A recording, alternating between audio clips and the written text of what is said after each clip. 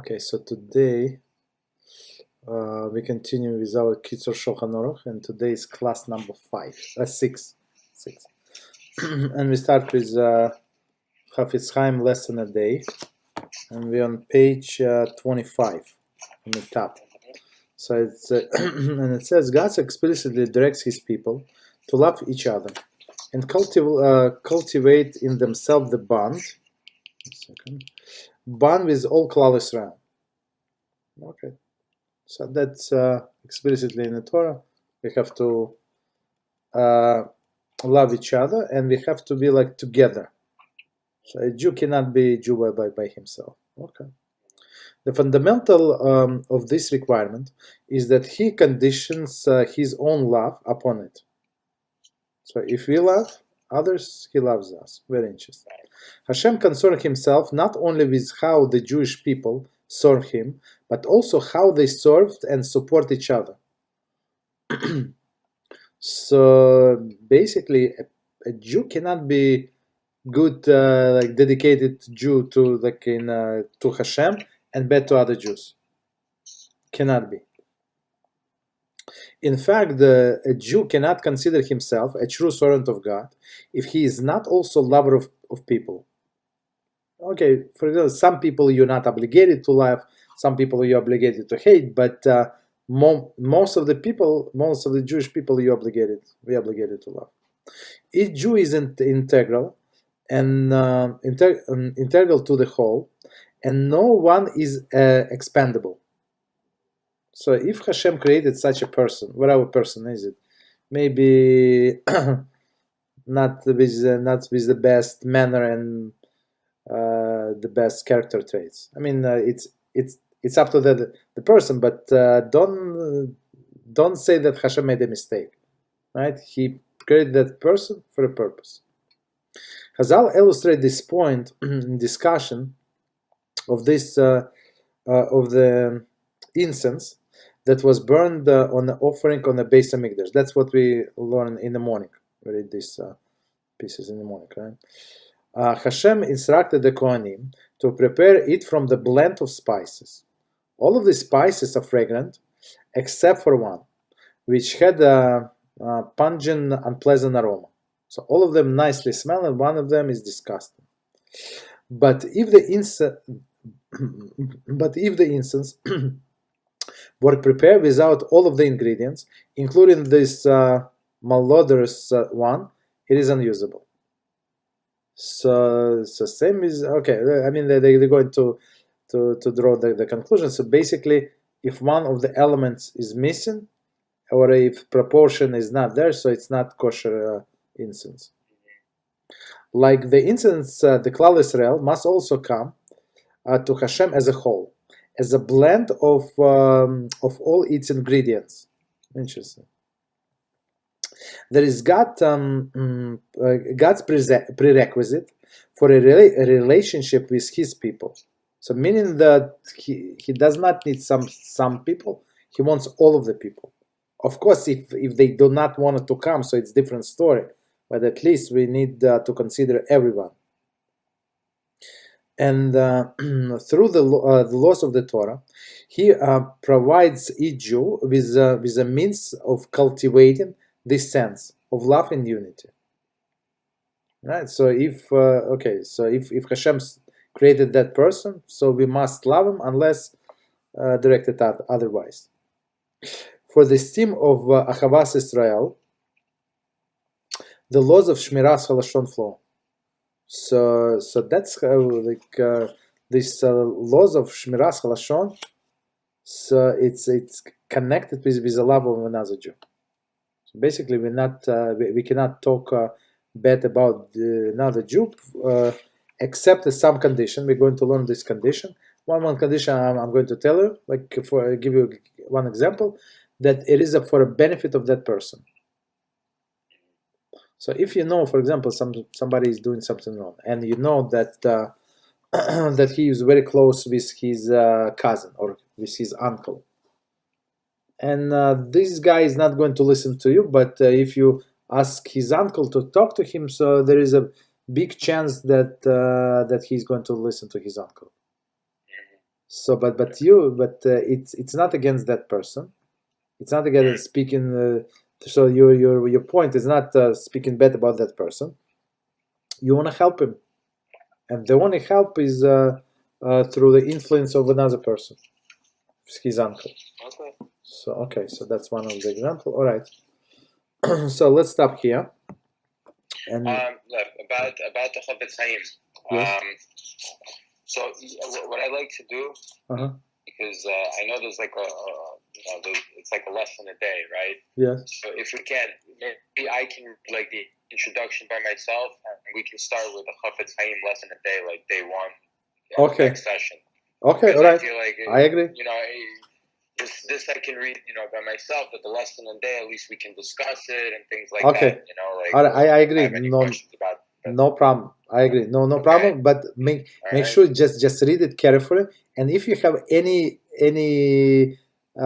questions, please ask me. Or if you want your own insights, and if you want to make sure that you understand it correctly, so just run by me. Right. There is no problem. So absolutely. Okay. So I agree. No problem. Starting next time. Okay. Great. All right. Okay. Very nice. So okay. So we're on page 19 of Kitzur Shulchan Aruch, and we are finishing the laws of the morning Nitalas Yadayim, which was very informative, I guess. Very interesting. Okay. So for sure. So Sif number 9. This Sif contains the list of activities that render the hands unclean, and thus a person engaging in these activities must clean his hands before studying Torah or praying. So, but not it's very important point, not for any other activities, right? So studying Torah and praying. In addition, most of these activities are also the ruach ra, as we said, bad spirit, to rest upon the hands, and therefore they must be washed without delay to remove it. So don't go with this ruach ra around. Okay, walk around. Okay, so commentary 41 and 42. Except for taking off his shoes and scratching his head, meaning what? So when you scratch your head, or you scratch your whatever, you scratch your elbow that usually covered, right, or whatever your right, or your leg, you scratch your leg. So it's also there is no ruach ra, right? But in other so you can pray and study with that. No, you have to wash you have to wash your hands, but there is no ruach ra. So you still have to wash your hands, but there is no ruach ra. We said this bad spirit. Right, because it says that. In addition, okay, go ahead. No, just because the way I understand it is that it's the activities that renders the hands are unclean, and thus a person engaging in these activities must clean their hands before studying or praying. In addition, most of these activities, except for so basically, you can study or pray if you take off your shoes or scratch one's head. Is that what they mean? No. If I scratch if you scratch, when they say scratch your head, it means that you actually scratch your skull. If you just touch your hair, you don't have to wash your hands. Or if you touch your head like under the kippah. So why? Because this place, as we said, we get definition, places that are usually covered. So right, I understand. But are they saying that you can't pray or study Torah? Yes. Or like you can't pray and study Torah if you do these things? These are the things that you can pray. So if you scratch your head or take off your shoes, you can't study or pray Torah. Yes. Or pray. Yes. No. Exactly. Yes.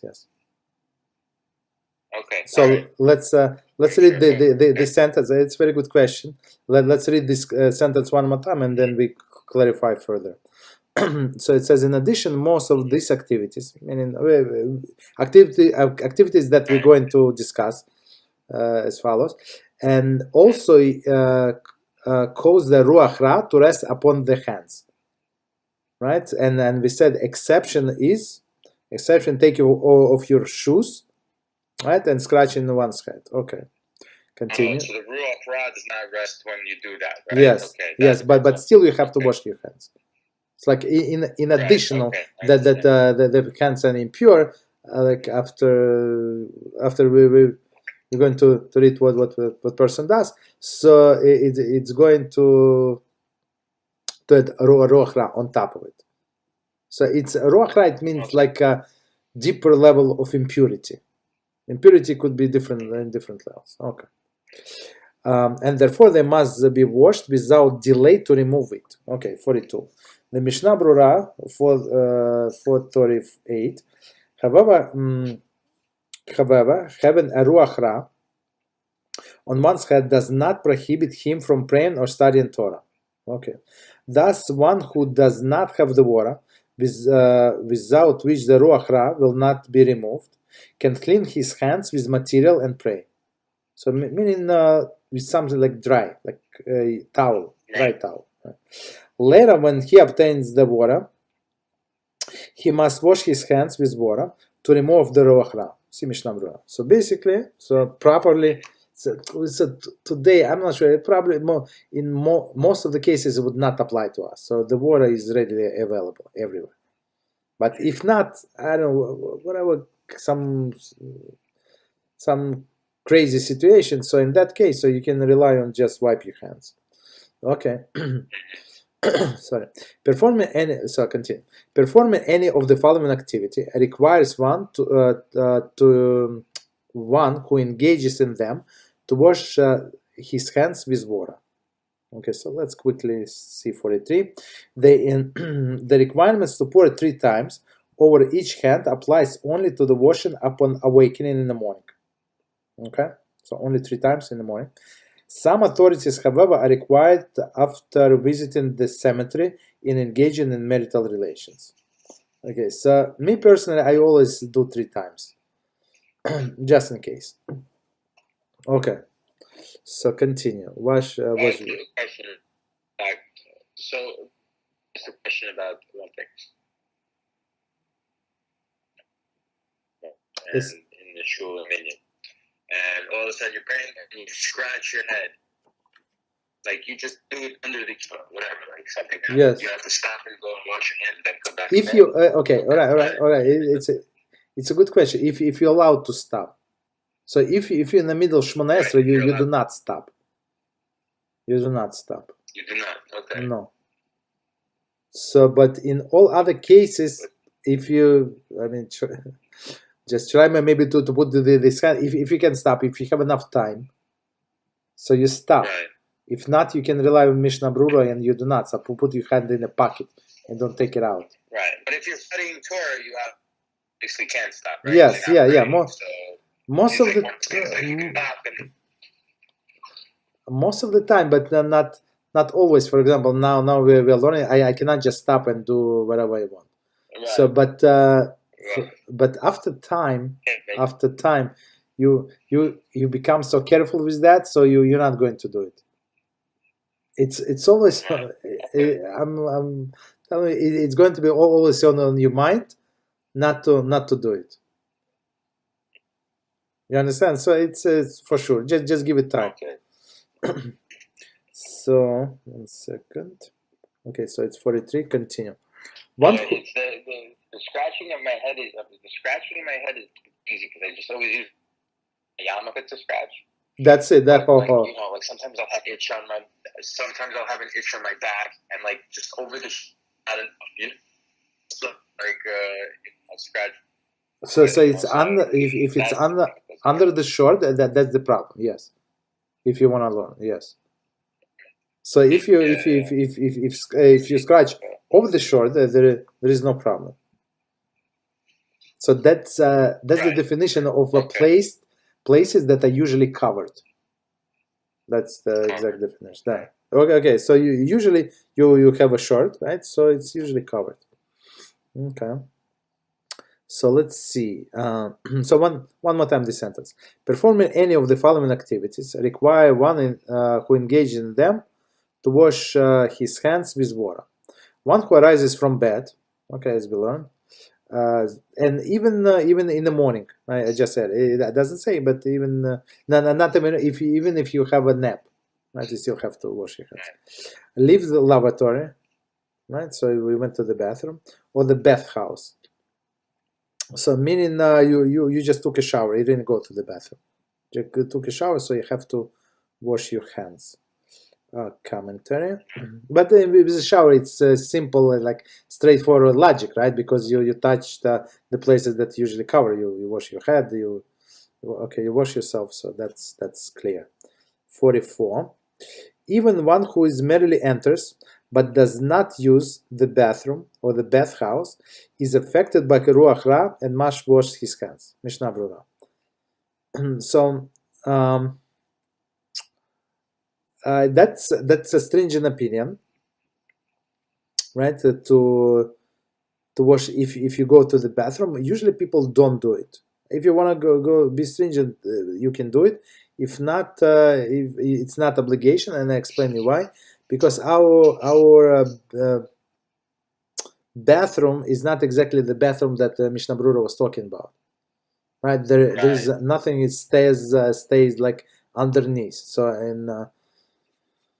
in the bathroom the Mishnah Brura is talking about is when there is a hole in the ground and all of these things stays there forever. So it's not exactly the same.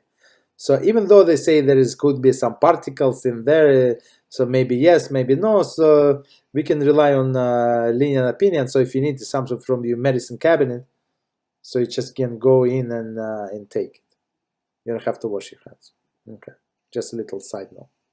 Okay, continue. Cuts his nail. So every time you cut your nails, you have to wash your hands. Or even if somebody cuts somebody's nail, right? So that person whose nails were cut has to wash his hands. Not the person who does cutting. Okay. Next one, cut his hair. Okay. So he has to wash his hands. Takes his shoes off. Okay, so 45. This is true only if he touches them to remove them. One who removes the shoes without touching them does not have to wash his hands. Mishnah Brura. So basically, if you have this slip-on shoes, right? You know this slip-on. So I mean, there is no reason why you should touch them. If you want, you can touch, but basically, most of the time you don't touch them. So in this case, you don't have to wash your hands. Unlike if you have this shoes with shoelaces, so it's a different story. You cannot take them off without touching. Okay. Engaging in marital relations, also you have to wash after that. Touch allows. So it's especially in olden days, but today it's not common. But it's these lies have a special impurity in them, not any other like insects. It's very interesting. Delousing garment, and if you know what is it, but it's killing the lice. That's what delousing garment. I think they did with some kind of smoke or whatever they did. What is it? I don't even in my head. Say it again. What is it? Wait, the thing with lice? Yes. Yeah. So delouse a garment. So delouse a garment. I said. Okay. So I said it's. Delouse means to kill the lice in a garment. That's what it means? Yes. I was wondering what delouse meant. Yeah. Yeah, it's from olden days. Yeah. Okay. Yeah. No. Okay. Yeah. So it was a very common in olden days. Even if he did not touch the louse. Okay. Even if he did not touch, but whatever. It's okay. Scratching his head, as we said, but as we said, scratching not his hair. Right, but his scalp, scratching. That's scratching means. Touching his body places where they're usually covered. That's what we were discussing before. 46. Right. Certain area of the body are considered halachically to be usually covered, regardless of how people in the region dress. So they might all of them, I don't know, in Miami, I don't know where like they all of them walking in shorts and t-shirts. It does not make any difference. So this these legs, the open part of the leg, is still the part that is usually covered for us halachically, right? And short sleeve, it's also usually covered.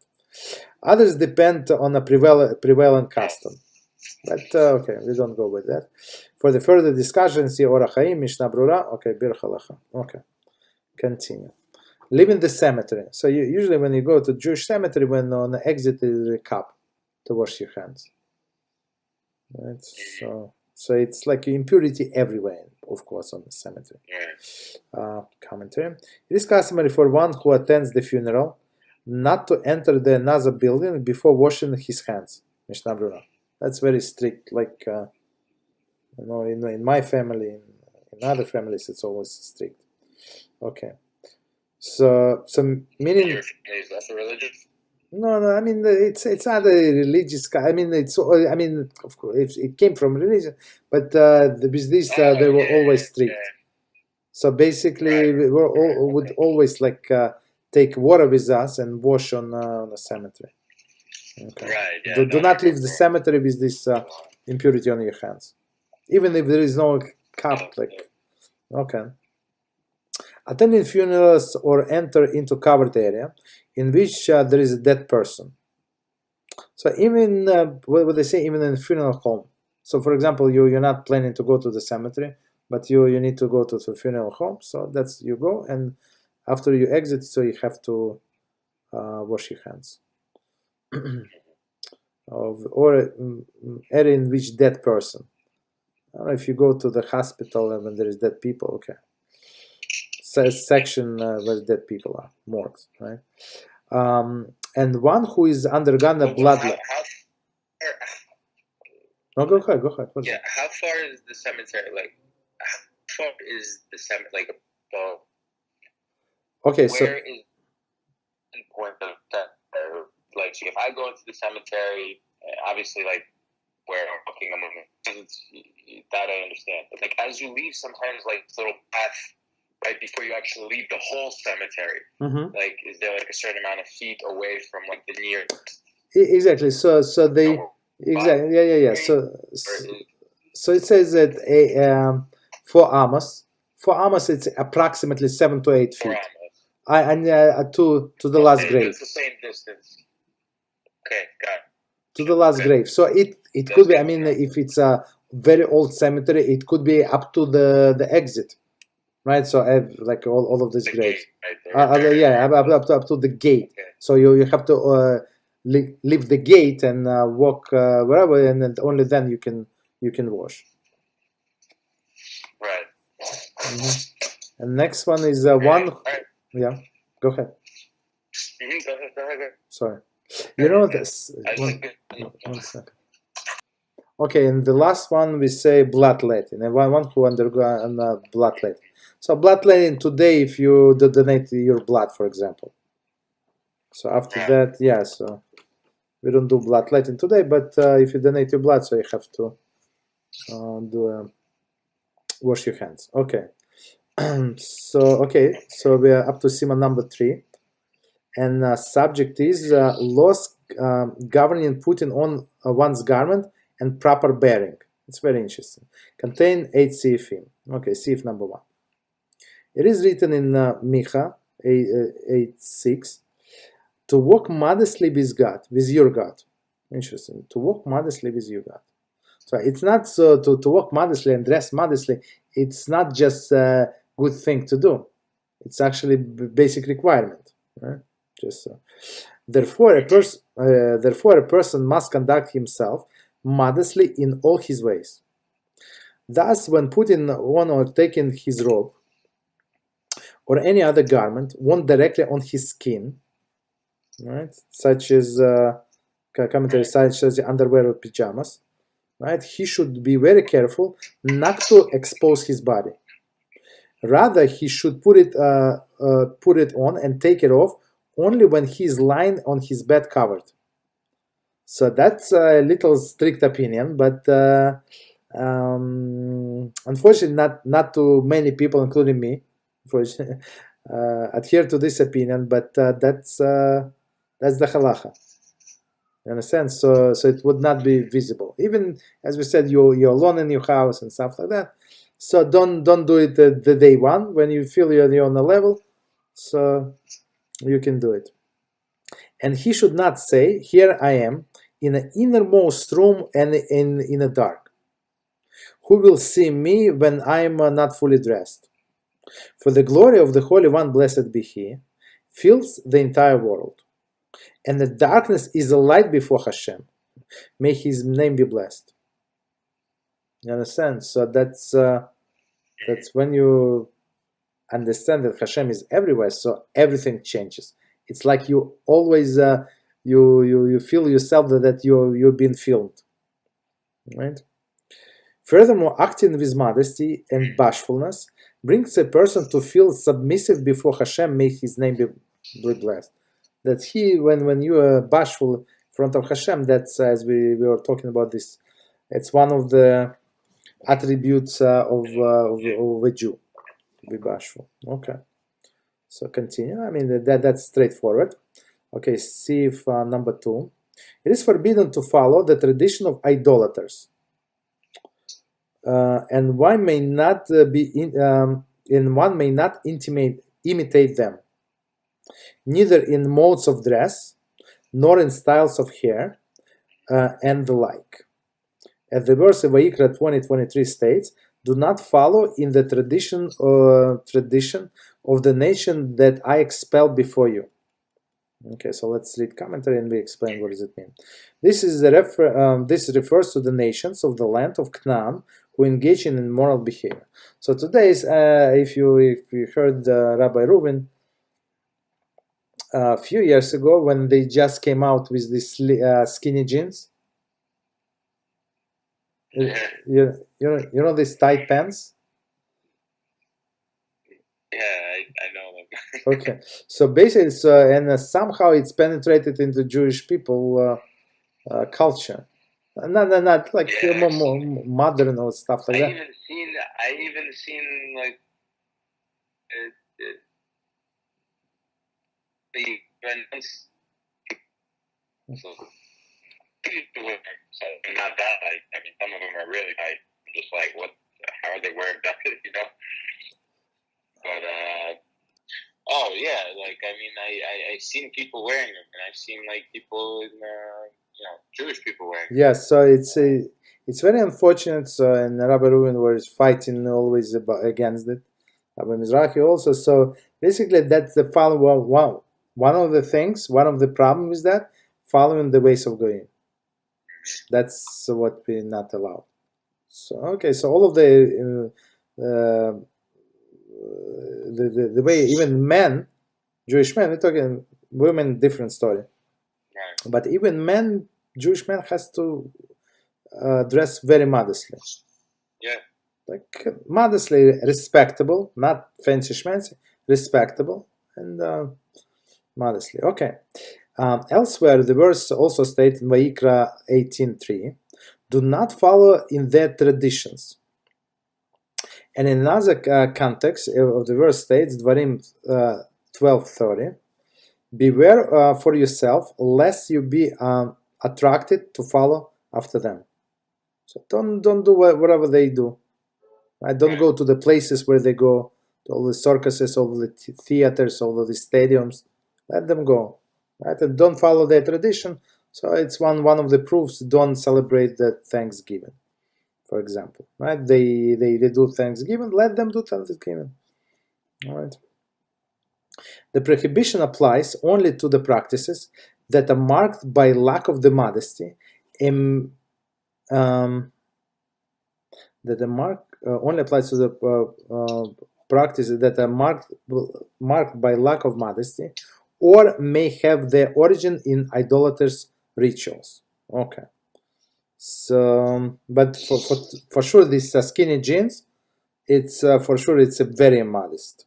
Right. In commentary, it is not forbidden to follow customs that have clearly developed for a specific benefit. For example, it is permitted for a physician to wear doctor's coat, right? There is no problem, so that as to be recognized as a professional. So that's not the problem.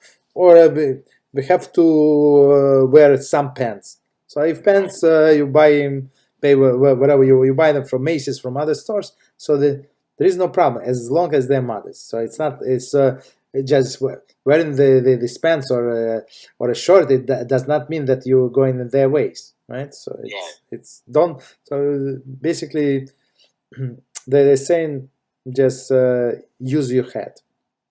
A person should not wear the article of clothing that is designated by the other nation to convey haughtiness, such as the garment worn by dignitaries. So today maybe it's not that obvious, but in olden days it was like dignitaries, all of this I don't know, colors and you cannot miss that this guy has this high position. Today is not so obvious. An example of this is the case mentioned in Gemara, that it is forbidden for a Jew to imitate them, even with regard to the type of shoelaces that one wears.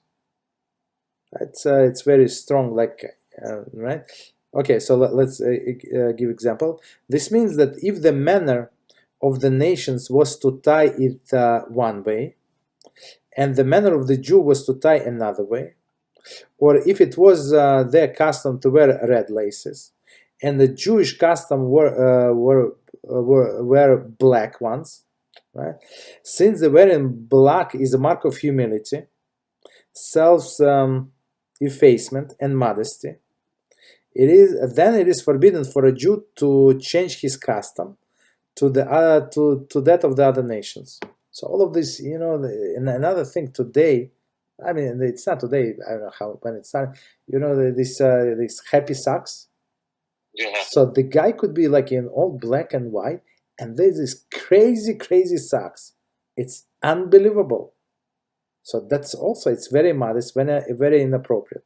That's what the goyim do. So you want a brown socks, you want green socks, that sock, but just solid color, like maybe some whatever, some decorations, but I don't know, but not too crazy, not happy socks. So it's going in the ways of going. From this example, so I actually on that video when Rabbi Reuven said this. So there were so many people were against him.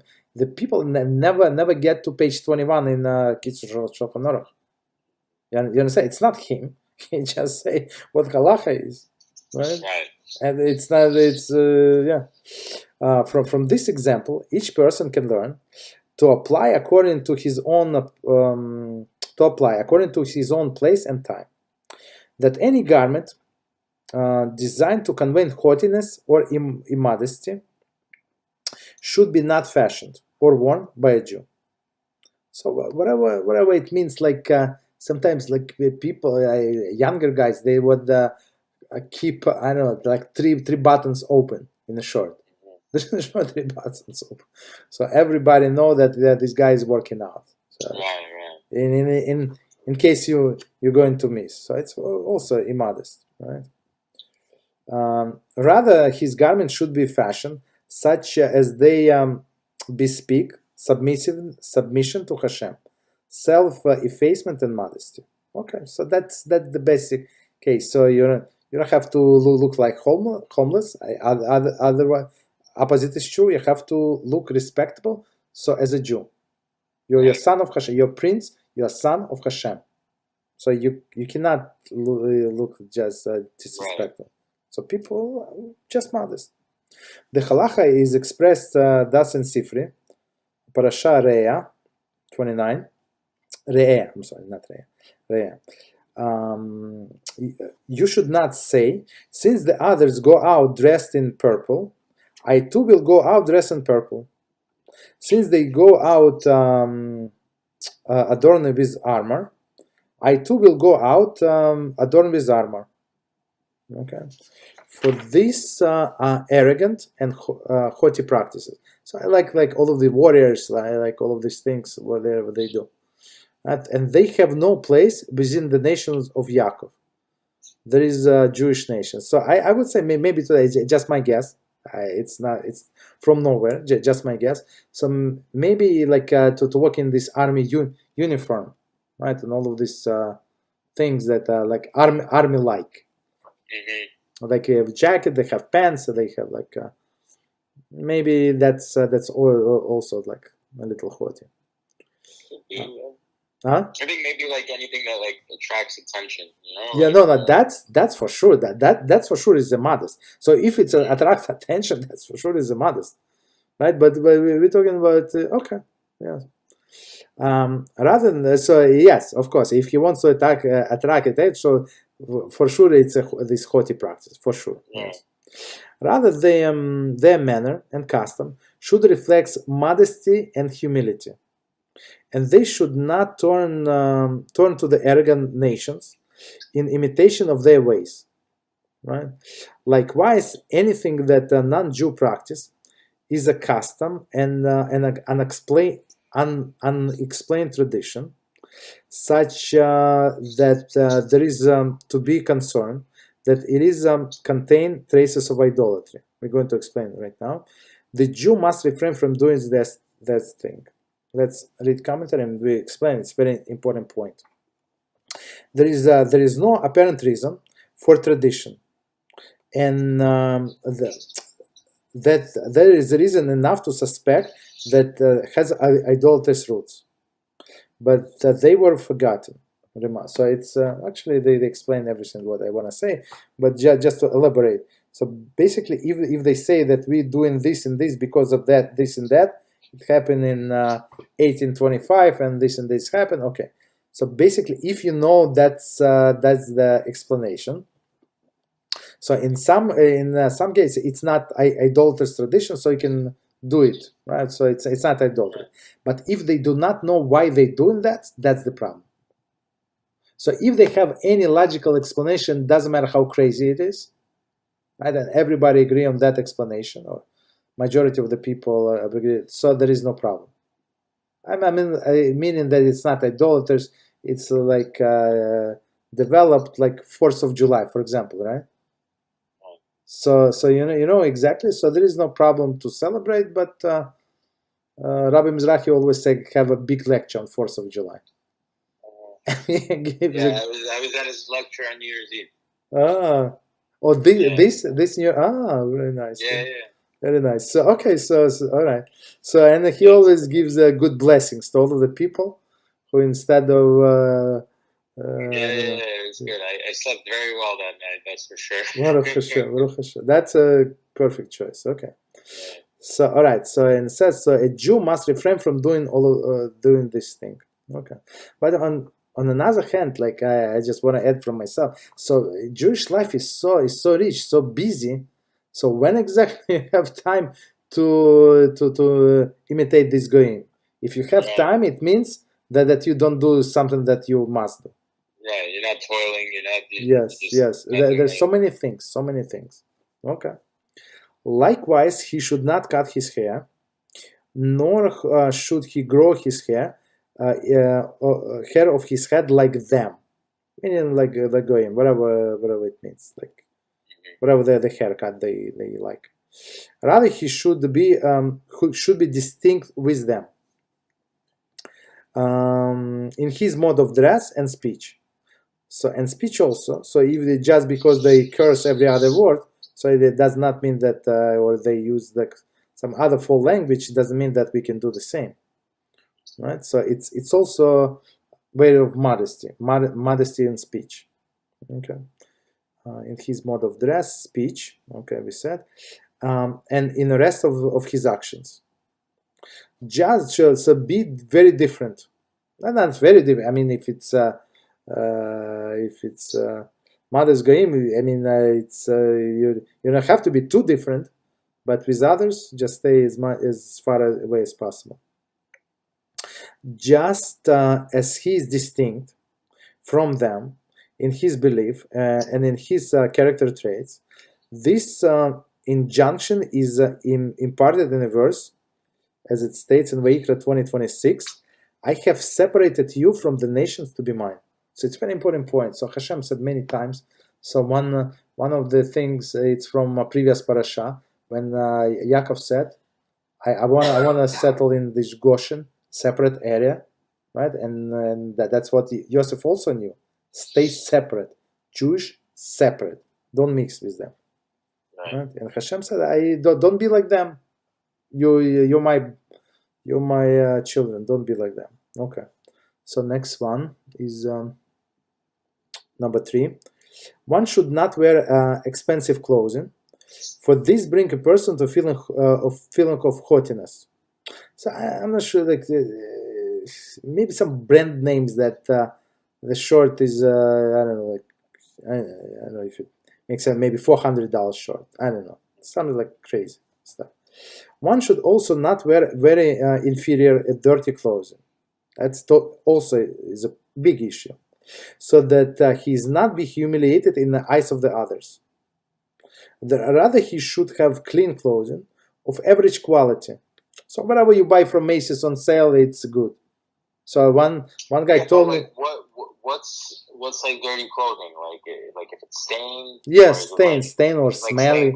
Smelly. Okay, so as long as it doesn't smell, it's like, okay, so I go to work. I work in a very like the environment where I can't. It's dusty. Dirty, it's filthy. Yeah. Like I can't wear I don't. No. Comfortable clothing. Like I wear sweatpants and I wear a sweater.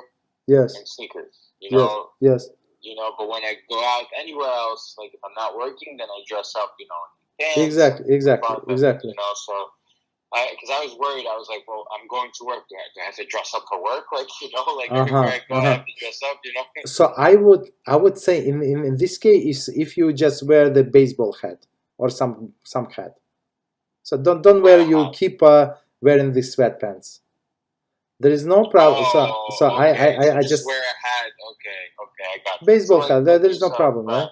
Okay, good. So, okay, that's okay. So there's a part of me also, like, I'm wearing sweatpants and my TTs are out, and I'm like, I wear my baseball cap, but I'm like, wait, I feel like I'm being hiding my kippah, so I take off my baseball hat. No, so I can wear my baseball hat, right? Yes, yes. Okay. So maybe it's especially if you get your clothes stained and stuff like that, so it's not appropriate for a Jew to do. Okay. But on one hand, on another hand, there is no problem to do whatever you do.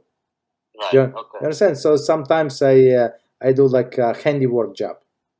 And then I have to paint. I have to do the deal with cement and stuff like that. Of course, I'm not going to go in my white short.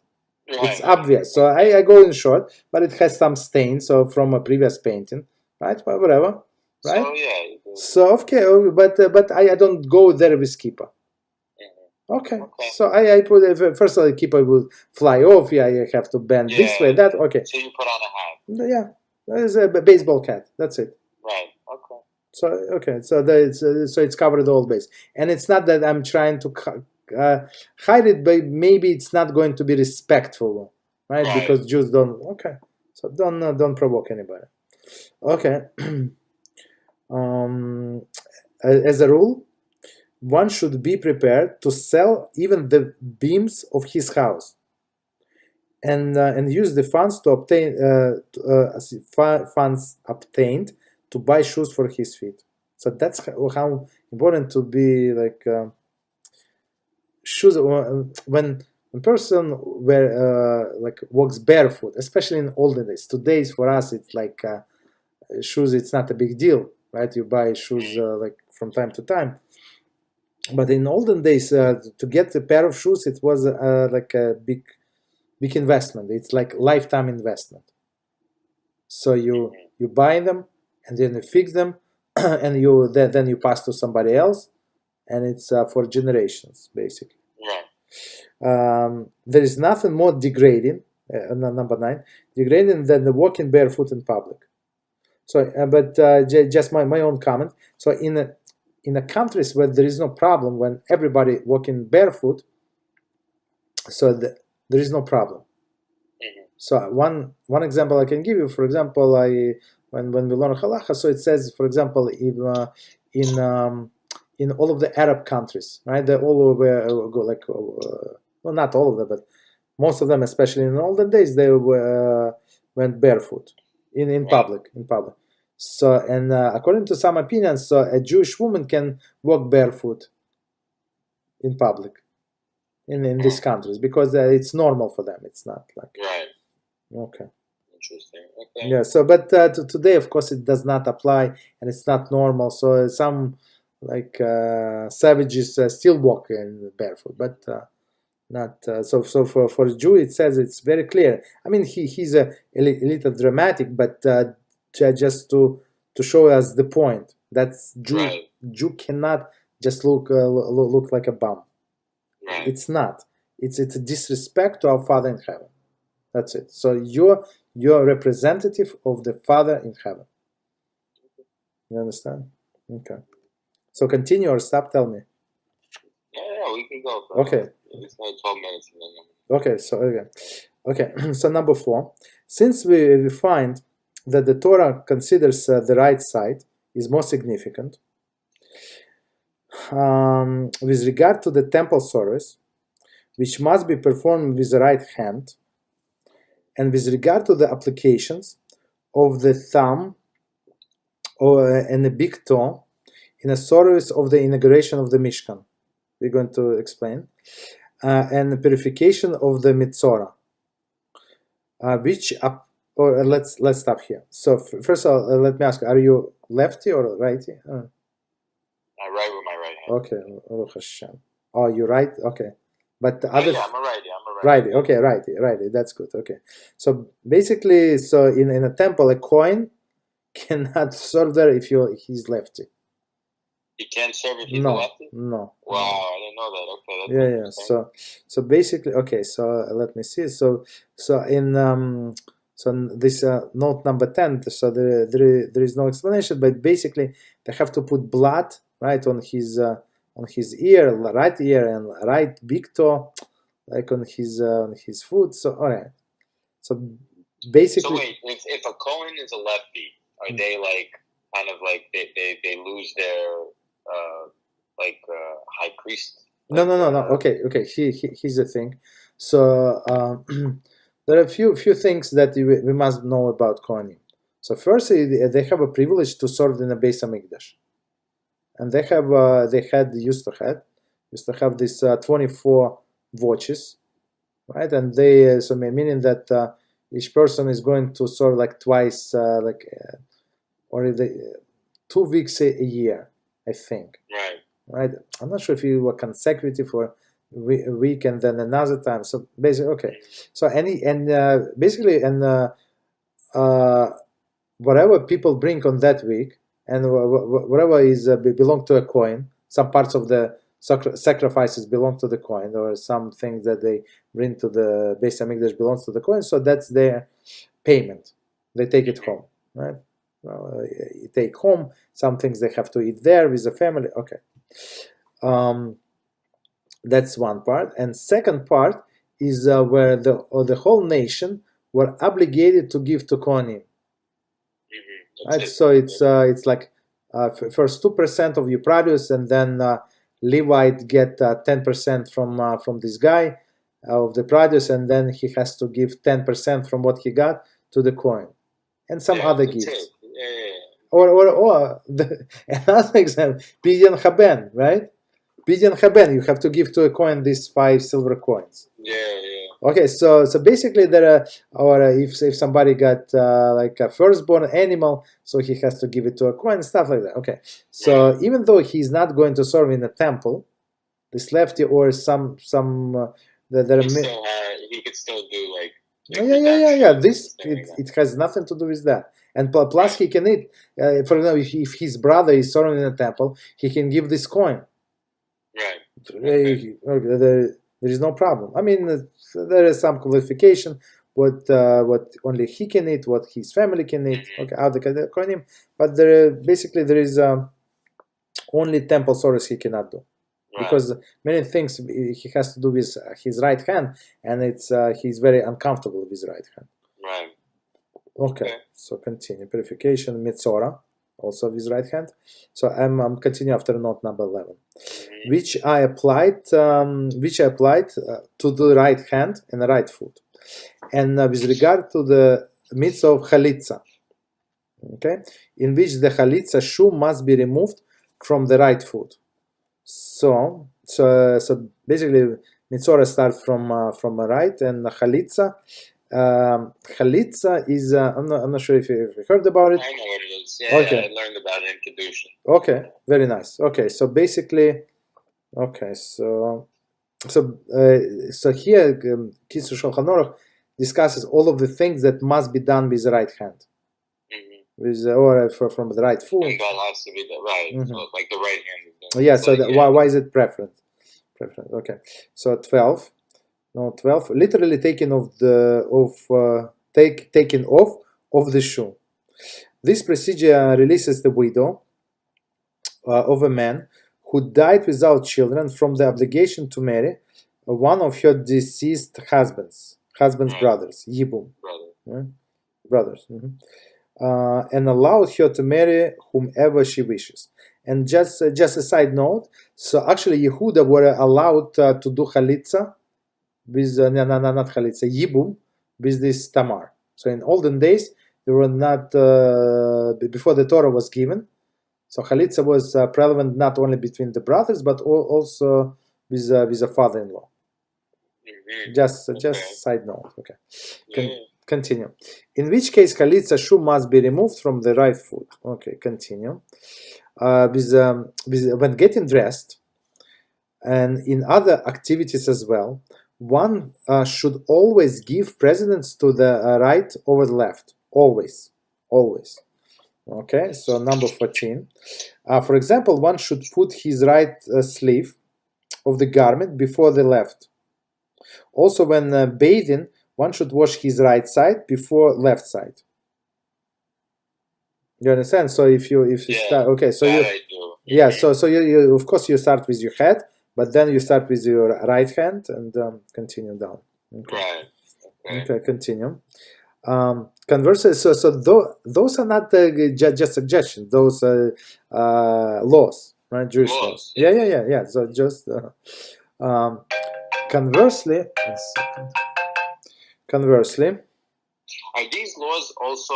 Is this like laws for men or like laws for women? No, for women. For women also. For women too. Okay.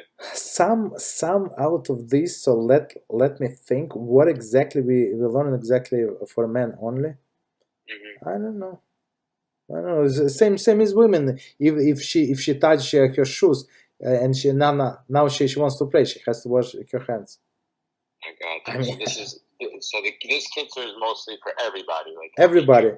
So okay. So if you want, so you just told me. So if you want, I can keep in mind and say that this applies only to men. But so far, it's all of them apply to men and women. Whatever we said here. Okay. Yeah. Okay. Conversely, when taking off the shoes and the garment. Okay. So as we said, so shoes, you put your right shoes on, right, and then left shoe. But you tied your left if you have shoelaces, so you tied your left shoelaces, then the right. And then when taking off, you do it in opposite in reverse. You untie your right shoe, then untie your left shoe and take off your left shoe. Okay. Conversely, when taking off one's shoes and other garments, he should take off the left shoe or side of the garment. If you're taking off pants, so same. First, since taking off in this order also gives respect to the right side, as it remains in more honorable state if being dressed for a longer time. So it's very beautiful explanation. So being dressed, it means very honorable. You understand? So even this, okay, what is the difference in 1 second? 2 seconds difference. When you're taking off your shirt, still this 2 seconds, you give more respect to this right side. Okay. Right. However, with regard to the article of clothing that require tying, The left side is considered more significant, and we're going to see why. Since the tefillin is also tied into the left arm. So that goes by tefillin. 15. By giving precedence to the left with regard to the time, he showed that the mitzvah of tefillin is dear to him. Right. So I don't tie my tefillin now, but still I remember how that I tie my left shoelace first. Very interesting, right? A left-handed person who puts tefillin on his right arm should likewise give precedence to the right side regarding other articles of clothing that require time. You understand? So one more time. 1 second. A left-handed person who puts tefillin on his right arm. So he puts tefillin on a right arm because it says that you have to put your tefillin on your weak arm, and weak is whatever for him is a right arm, right? Mm-hmm. He should likewise give precedence to the right side,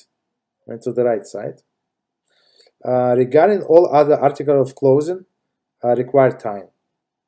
Okay, so meaning on the right first. Okay, 15. Continue. 1 second. Therefore, when donning any article of clothing that requires time, he should tie the left side first, whatever is it, doesn't matter. Although the right side is put on first. So meaning with the shoes, the example of the shoes, so you put right shoes, then left shoe, then you tie left shoe and tie right shoe. For example, tying the shoe with laces, he should put the first right shoe, but he should not tie it, right? He should then put on left shoe and tie it, and afterwards tie the right shoe. So exactly as you said. The rule is of this given precedence to the left, when tying also applies to article of clothing as well.